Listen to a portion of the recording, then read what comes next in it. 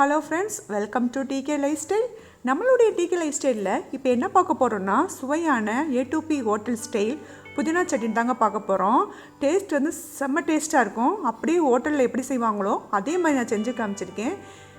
வாங்க அது எப்படி செய்யலான்னு சொல்லிட்டு வீடியோக்குள்ளே போய் பார்க்கலாம். கண்டிப்பாக வந்து ஒரு முறை ட்ரை பண்ணி பாருங்கள், டேஸ்ட் உங்களுக்கு ரொம்ப பிடிக்கும். அதுக்கு முன்னாடி நம்மளோட சேனலில் முதல்ல பார்க்குறீங்கன்னா சப்ஸ்கிரைப் பண்ணிவிட்டு பாருங்கள், என்னோடய சேனலுக்கு சப்போர்ட் பண்ணுங்கள். இப்போது நான் ஒரு கடாய் வச்சுருக்கேன்.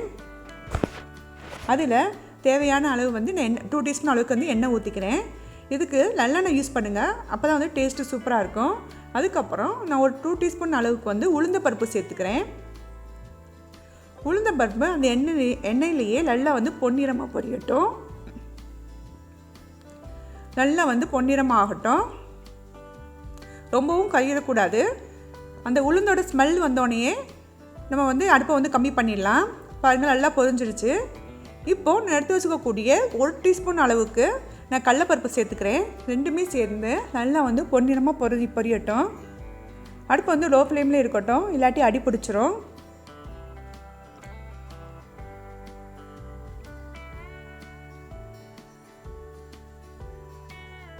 பாருங்கள், இந்த அளவுக்கு வந்து நல்லா வந்து பொன்னிறமாக பொரியணும். இப்போது நான் தேங்காய் சேர்த்துக்கிறேன். ஒரு 4-5 பல் வந்து தேங்காய் சேர்த்துக்கிறேன். அதையும் சேர்த்து நல்லா வந்து வதக்கி விட்டுடலாம்.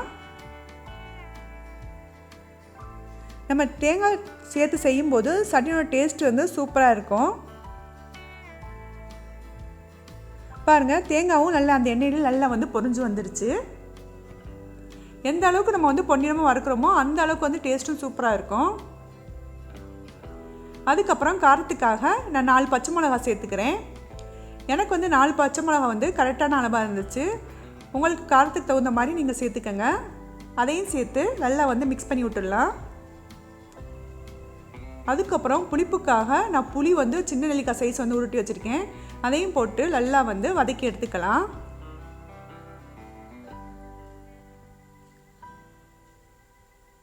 பாருங்கள், வதங்கிடுச்சு. அதுக்கப்புறம் ஒரு மீடியம் சைஸ் பெரிய ஆனியனை வந்து கட் பண்ணி வச்சுருக்கேன். அதையும் சேர்த்துக்கிறேன். சேர்த்துட்டு அதையுமே நல்லா வந்து மிக்ஸ் பண்ணி எடுத்துக்கலாம், வதக்கி எடுத்துக்கலாம்.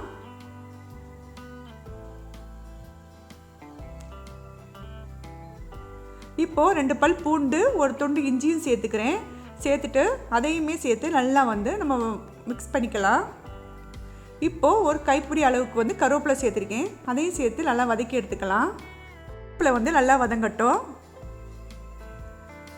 நம்ம எந்த அளவுக்கு பொறுமையாக வதக்குறோமோ அந்த அளவுக்கு வந்து சட்னி வந்து டேஸ்ட்டு சூப்பராக இருக்கும். அதுக்கப்புறம் நான் ஒரு கைப்பிடி அளவுக்கு வந்து ஃப்ரெஷ்ஷான கொத்தமல்லி எடுத்து வச்சுருக்கேன். அதையும் சேர்த்து போட்டு நல்லா வதக்கி எடுத்துக்கலாம். நம்ம போடக்கூடிய கருவேப்பிலை, கொத்தமல்லி, புதினா எல்லாமே வந்து ஃப்ரெஷ்ஷாக இருக்கணும். அப்போ தான் வந்து டேஸ்ட் வந்து செம்ம சூப்பராக இருக்கும்.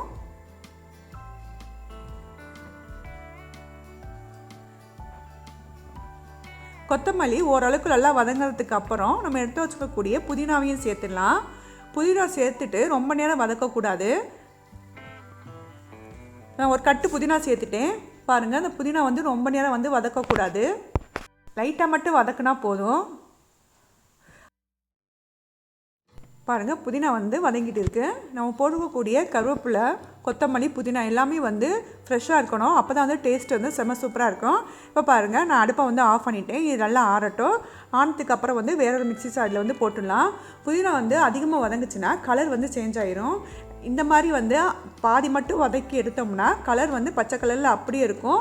சாப்பிடும்போது நம்மளுக்கு வந்து சாப்பிட்றதுக்கு ஆசையாகவும் இருக்கும். பாருங்கள், இப்போ நல்லா காஞ்சிருச்சு. இப்போ நல்லா வந்து ஆறிடுச்சு. இப்போ நான் வந்து வேறொரு மிக்ஸி ஜாரிக்கு வந்து மாற்றி எடுத்துக்கிறேன். இதை வந்து நல்லா வந்து ஃபைன் பேஸ்ட்டாக வந்து அரைச்சி எடுத்துகிட்டு வந்துடலாம். இதுக்கு தேவையான அளவு உப்பு சேர்த்துக்கலாம். கொஞ்சோண்டு நான் பெருங்காயம் சேர்த்துக்கிட்டேன். சேர்த்துட்டு நல்லா வந்து நம்ம வந்து ஃபைன் பேஸ்ட்டாக வந்து அரைச்சி எடுத்துகிட்டு வந்துடலாம். பாருங்கள், பார்க்கறதுக்கே கலர் எந்த மாதிரி சூப்பராக இருக்குன்ட்டு. இப்போது இதை நான் வேறொரு பவுலுக்கு வந்து மாற்றிக்கிறேன்.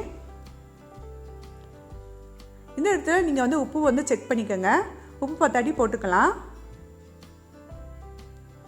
இதுக்கு ஒரு தாளிப்பும் போட்டுடலாம்.